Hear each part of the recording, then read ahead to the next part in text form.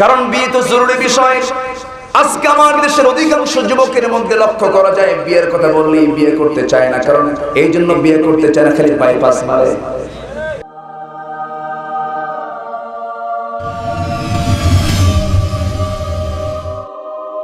ঠিক কিনা? এই সমস্যাগুলো আছে না নাই? সকল মোহাম্মত চলে গেছে আজকে গাছতলা, বটতলা, সব মোহাম্মত গুলো বিয়ের আগে সব শেষ করে ফেলে, এরপরে বিয়ে হয়ে যায়। বিয়ের পরে আর মোহাম্মত কি হবে? তখন হয় কিলে কিলে। তখন কি হয়?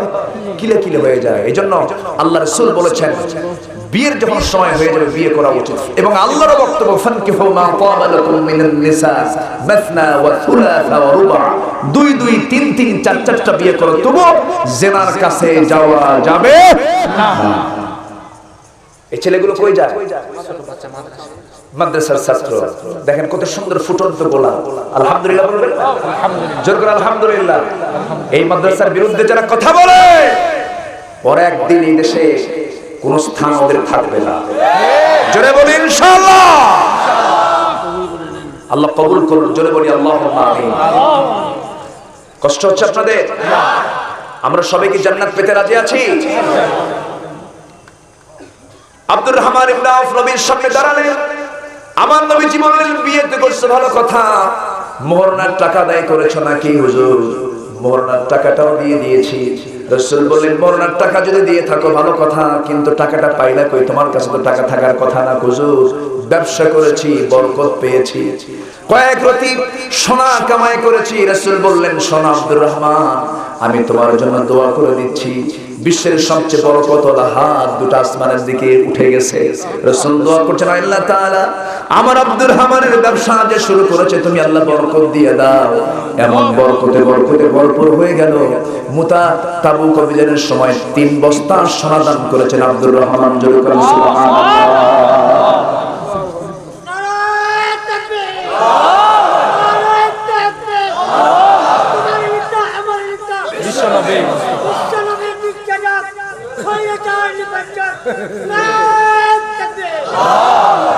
বলি আলহামদুলিল্লাহ। আল্লাহ তুমি এই মুরব্বিকে কবুল করে নাও। আর জোরে আল্লাহুম্মা আমিন। বদর যুদ্ধে অনেক বুড়া সাহাবী ছিল কি ছিল না? ছিল। অনেক বুড়া সাহাবী ছিলেন। অস্ত্র ছিল না, সাহস ছিল। আল্লাহু আকবার। সাহস ছিল। ইসলামের বিজয়ের জন্য অস্ত্র দরকার না সাহস দরকার? সাহস দরকার। ইসলামের বিজয়ের জন্য অস্ত্র দরকার না ঈমান দরকার? ঈমান দরকার। আল্লাহ তুমি কবুল করো। আমিন। জোরে বলি আল্লাহুম্মা আমিন। রাসূল এরকম করে বিয়ের সংবাদ নিতেন। এক সাহাবী এসে নবীর সামনে বসে বসে মন খারাপ করে বসে আছে। রাসূল বলেন সাহাবী তোমার মন খারাপ কেন? হুজুর আমি কালো মানুষ, আমার বিয়ে হয় না। আমার কি বিয়ের জীবনে নাই? রাসূল বলেন তোমার বিয়ে কে বলেছে নাই? হুজুর অনেক মেয়ে দেখছি, আমার দিকে তাকালি আর তাকায় না, খুব কালো মানুষ তো। আমার নবীজি মুস্কা হাসি মেরে বললেন কে বলেছে তোমার বিয়ে হবে না? দায়িত্ব যে আমার কাছে আসে নাই, আমি দায়িত্ব নিলাম তোমার বিয়ে হয়ে যাবে। যাও, জোরে করে সুবহানাল্লাহ।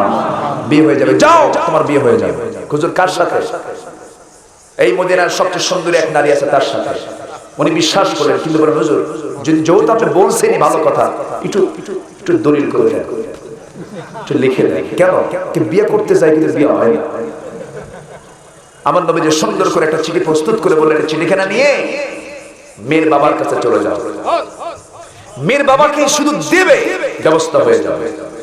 সাহাবী সেই কালো সাহাবী সাদ আল আসওয়াদ আস-সুলাইমি তিনি বললেন কি ভাস করে নবীর সেই প্রিয় সাহাবীর কাছে গিয়ে মেয়ের বাবার কাছে গিয়ে বললেন এই মেয়ের বাপ এই চিঠি পড়, ব্যবস্থা করো। আল্লাহু আকবার বলবেন না? মানে মোশানটাই আলাদা। কারণ রাসূল চিঠি দিয়েছেন, প্রত্যাখ্যান করার কোনো সুযোগ পৃথিবীর কোনো মানুষের নাই। কালো সাহাবী, কালো মানুষও কিন্তু সুন্দর, আলহামদুলিল্লাহ। কালো মানুষও সুন্দর, কিন্তু কালোর মাঝে সৌন্দর্য সবাই খুঁজে পায় না। সৌন্দর্য তারাই খুঁজে পায় যাদের মনুষ্যত্ব আছে, ঠিক কি না? আমরা তো বাহিরের চোখ দিয়ে দেখি, কিন্তু কালোকে কালো বলা যাবে না, কানাকে কানা বলা যাবে না, খাটোকে খাটো বলা যাবে না, বাইটা বলা যাবে না, কানাকে দেড় ব্যাটারি করা যাবে না। কি কথা কি বুঝতেছেন? এরকম গালি আমার দেশে আছে না নাই? আপনি একটা সৃষ্টিকে বিকৃত করে গালি দিবেন, আল্লাহর সৃষ্টিকে আপনি গালি দিলেন, সেই গালি চলে যায় আল্লাহর দিকে। আল্লাহর সৃষ্টি কি কখনো আন্ডার এস্টিমেট করা যাবে না, কখনো নিচু চোখে দেখা যাবে না। সম্মানিত ভাইয়েরা, কালোকে কালো বললে যদি মনক্ষুণ্ণ হয়, বলা যাবে না।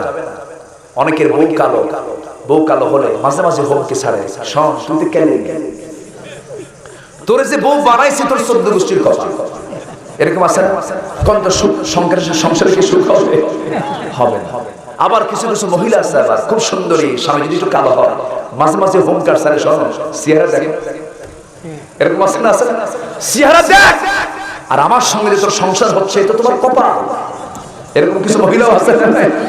আসতে কেমন আছে না? নয়, এগুলো করা যাবে না। এগুলো বাহ্যিক বিষয়, এগুলো বাহ্যিক ব্যাপার।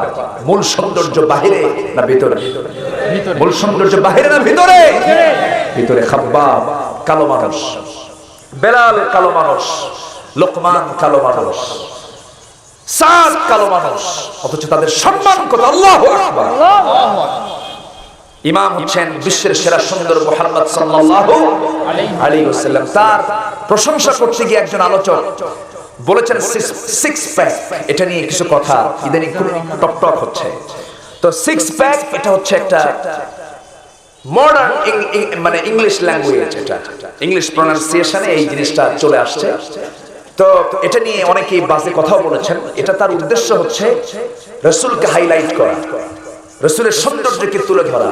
আমি আমার ভাষায় বলবো, রাসূল শুধু সিক্স প্যাক না, রাসূল ছিলেন 100 জন পুরুষের সমান শক্তি রাখেন এমন একজন শক্তিশালী যুবক। আল্লাহু আকবার। 100 জন পুরুষের সমান শক্তি কি সিক্স প্যাক ওলা পাবে নাকি? কিসের সিক্স প্যাক? যত প্যাক আছে সব প্যাক তার। আল্লাহু আকবার। ঠিক ঠিক আছে না? কথা কি বোঝা গেল?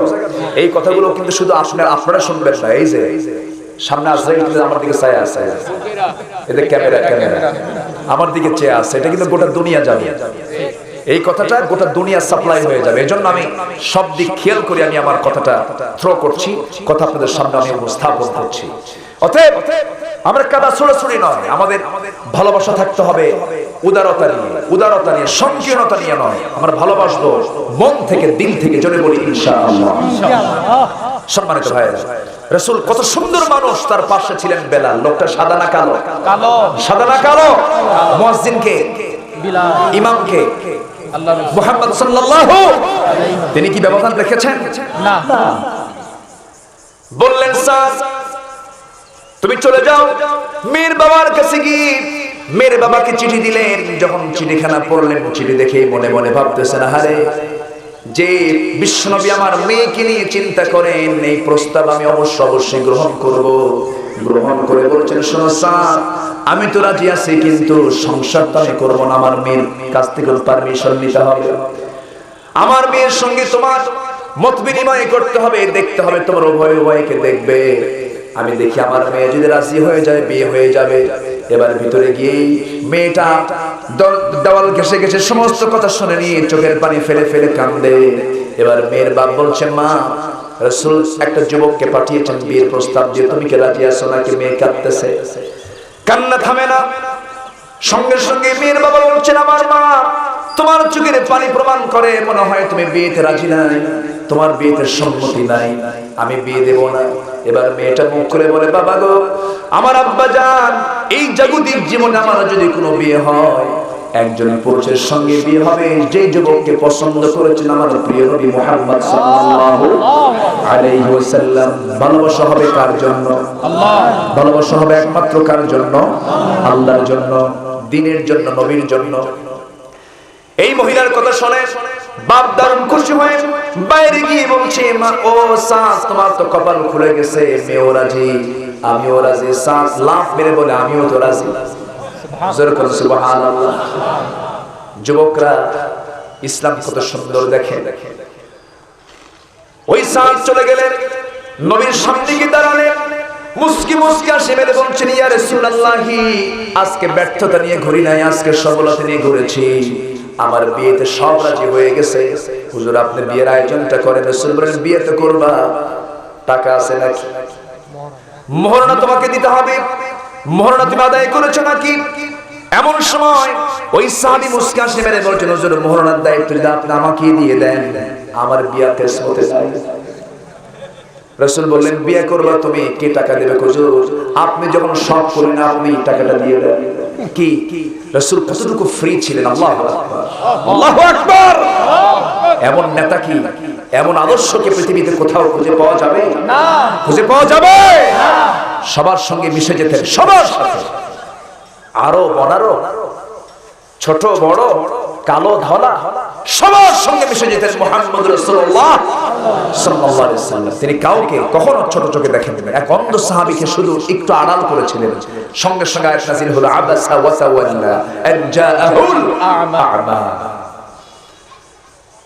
আমার ভাইয়েরা, আমার নবীজি এতটাই ফ্রি ছিলেন। একজন ভাই চিঠি লিখে পাঠিয়েছেন, হুজুর আপনি সেই কথাটা একটু বলবেন। দেখি বলার চেষ্টা করব আমি। রাসূল এতটাই ফ্রি ছিলেন, রাসূলের সঙ্গে কোনো বাচ্চারাও যখন চলে আসতো ফ্রি হয়ে যেতেন, গল্প শুনতেন, কোলের মধ্যে বসায় ঘন্টার পরে ঘন্টা তিনি সময় কাটিয়ে দিয়েছেন। এমন নজির আছে না নাই? আছে। আসতে কবে না আছে না নাই? আমার নবীজি এতটাই ফ্রি ছিলেন। নবীজি মসজিদে যখন চলে যেতেন, মসজিদটা শিশু দিয়ে ভরে যেত। আমার নবীর মসজিদ শিশু দিয়ে ভরে যেত। রাসূল যখন সিজদায় চলে যেতেন, মুসান্না রাদিয়াল্লাহু তাআলা নবীজির ঘাড়ের উপরে গিয়ে বসতেন। কিন্তু আজকে দেখবেন কিছু কিছু মসজিদে যদি কোনো ছোট্ট ছোট্ট বাচ্চারা মসজিদে যায়, কিছু বুড়া মানুষ আছে চোখ এরকম বড় করে, আছে নাকি? আছে না? চোখ এরকম বড় করে না, এটা করা যাবে না।